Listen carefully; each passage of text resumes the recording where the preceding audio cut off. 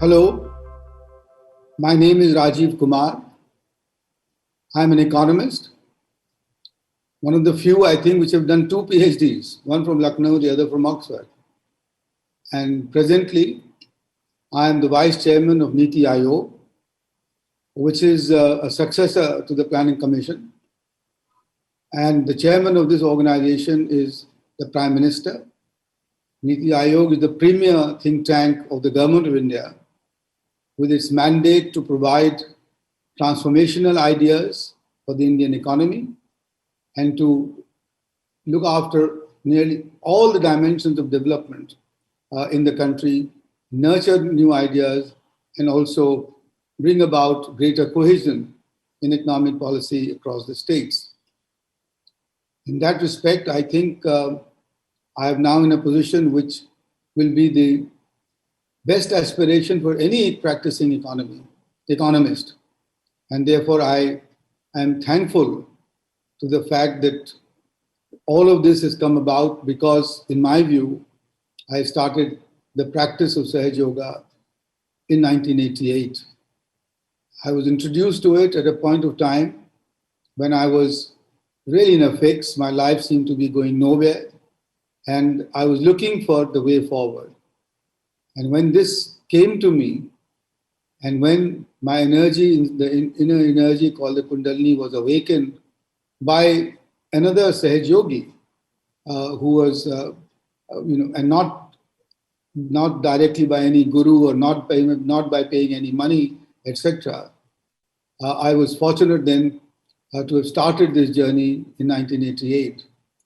I was doubly fortunate because almost from the very beginning, I had the occasion to interact very closely with Sri Mataji, the founder of Sahaja Yoga, who founded it in 1970, because she had returned at that time from London to India and was for the first time giving her attention to the state of the Indian economy.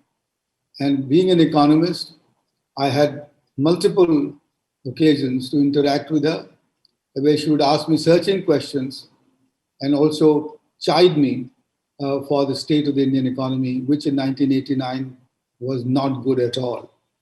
So, friends, that's the beginning of my story, and I promise you that it has been a journey with only the upside and literally no downside.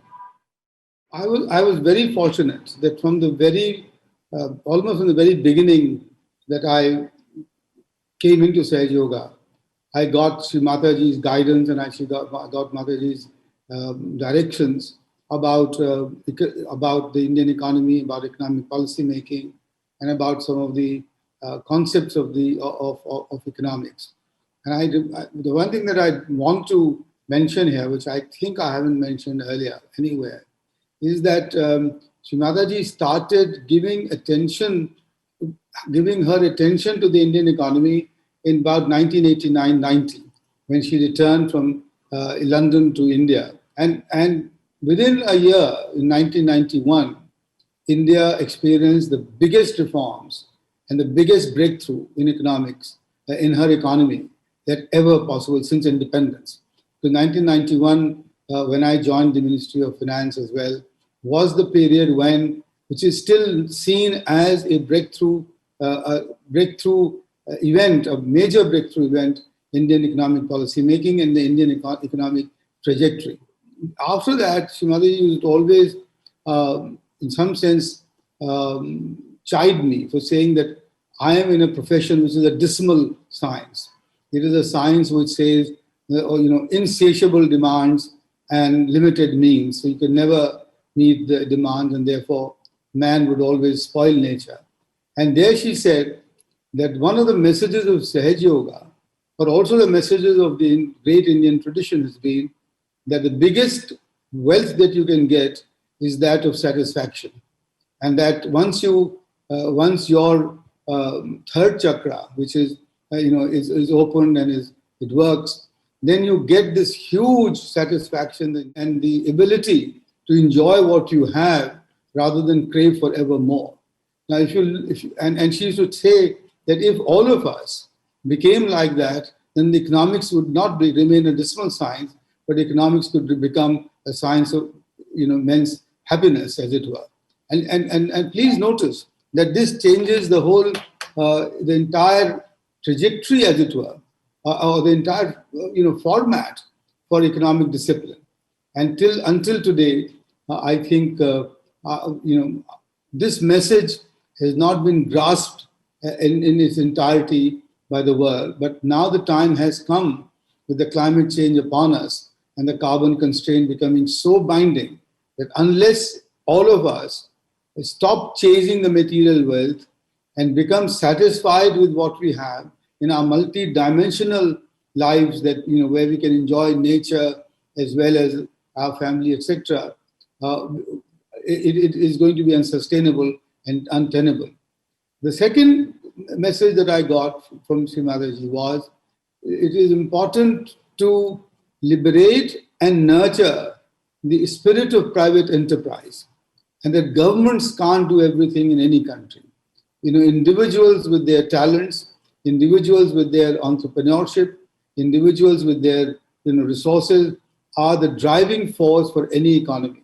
Now this, you please notice, was hugely important for India, because we had since independence almost adopted a process of central planning and socialist central planning, where state was becoming the most dominant entity in the country, and where private enterprise was being in some sense suppressed through licensing and controls and government restrictions. And the third thing that I must emphasize, which Mataji has always said and emphasized it to me, which is why she encouraged me to go to Manila, is that we are all global citizens. We are not citizens of any country, and we have to look, all Sahaja Yogis have to care for the world, have to care for the entire planet, as it were. And wherever we are, we have to focus on the benevolence of the humanity, rather than divide ourselves into nations and then into states and then into cities, etc. I think for today's world, interconnected as we are, interdependent as we are, I think this message is the key going forward. So friends, I just wanted to let you know that in my life, in my experience, Sahaja Yoga has not only been transformational, but it has been a very benevolent transformation. It has taken care of my family, my own individual health, my career, and also brought to me messages and values which I think are core values for the humanity at the moment. And if we follow those values, if we practice them, we'll be a far better world than what we are. Thank you.